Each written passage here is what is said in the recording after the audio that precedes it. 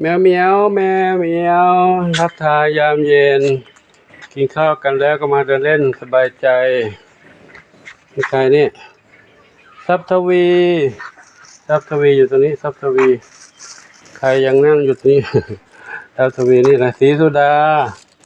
สีสุดาส้มขาวเล็กสีลูกสี่หนุ่มหล่อดำขาวนวรัตน์ส้มอ่อนจามจุลีมีใครอีกจามจุลีใครเนี่ย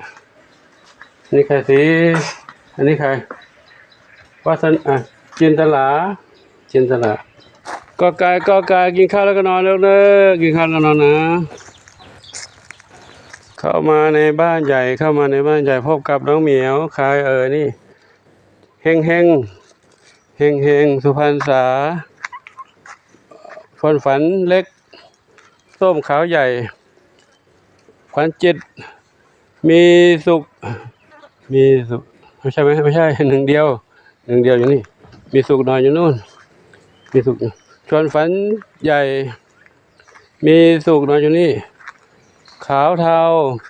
หนึ่งอนงทอ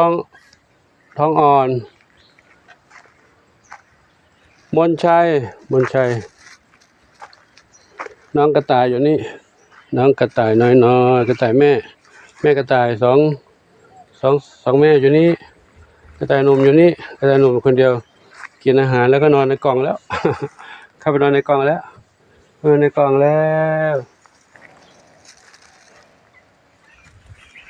ใครอยู่บนหลังคา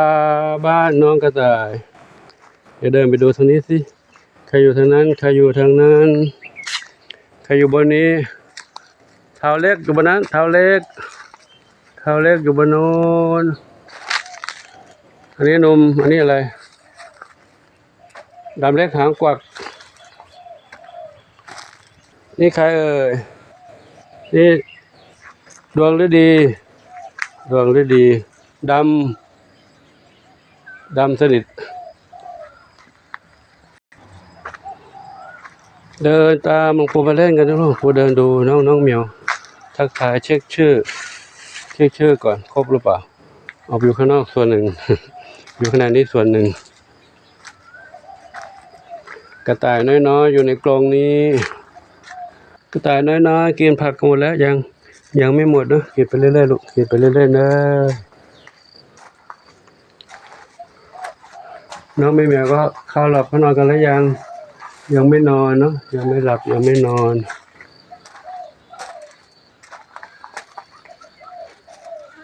เอ้ยมาน้อยมาน้อยมาน้อย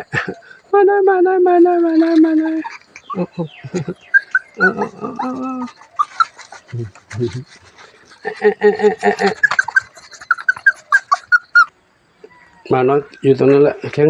ไม่ใช่เจดีน้องเหมียวเมียวมาพักผ่อนอยู่ใจเรื่องเด้อพักผ่อนเรื่องเด้อทองเล็กอยู่นี่ทองเล็กบุญชัย ชายนอนตรงนี้เหรอลูกเหรอ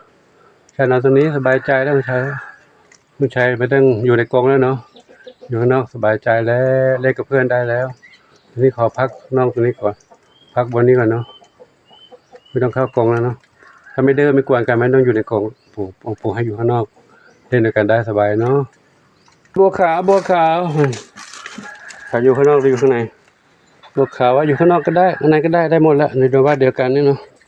อยู่วัดเดียวกันนี่อยู่ในวัดเดียวกันอยู่ไหนก็ได้ก็ขอนำภาพบรรยากาศยามเย็นทักทายยามเย็นให้กับทุกท่านได้รับชมกันไว้ประมาณนี้ก่อนเนาะเดี๋ยวยัง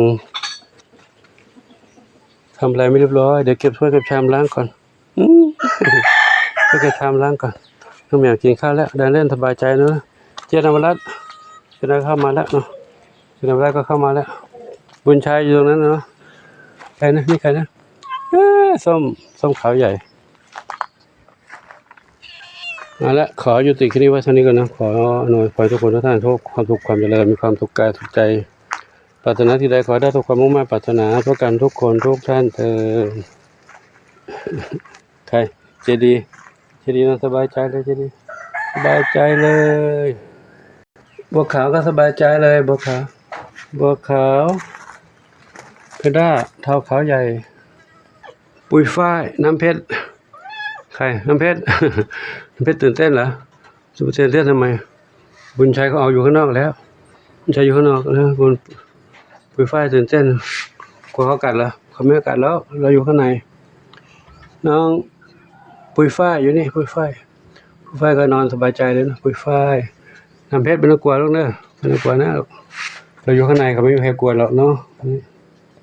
น้องเล็กน้องน้อยน้องเล็กน้องน้อยน้องเหมียวน้อยกินอาหารแล้วก็นอนลูกนะกินเบื่อๆก็ได้ลูก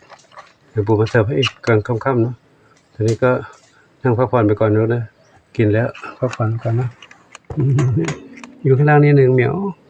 ข้างล่างนี่1เหมียวข้างบนนี่3เหมียว3เหมียวนะ3เหมียวกลัวพี่ๆเหรอลูกพี่อยู่ข้างนอกเยอะแยะเลยเนาะเดี๋ยวโตวิ่งเล่นด้วยกันได้เนาะโตไวๆลูกเด้อพวกขาวดูน้องด้วยเด้อน้องอยู่นั่นนะลูกนะพวกขาวนวรัตน์เราดูน้องเด้อเด้อเอาละเอานั่งเล่นสบายใจน้องวิวเราจินตลาครับก็เดี๋ยวรอพบกันใหม่คลิปต่อไปขอความสุขจงมีแด่ทุกคนทุกท่านทั่วกันทุกท่านสาธุทรัพย์ทวีจินตลา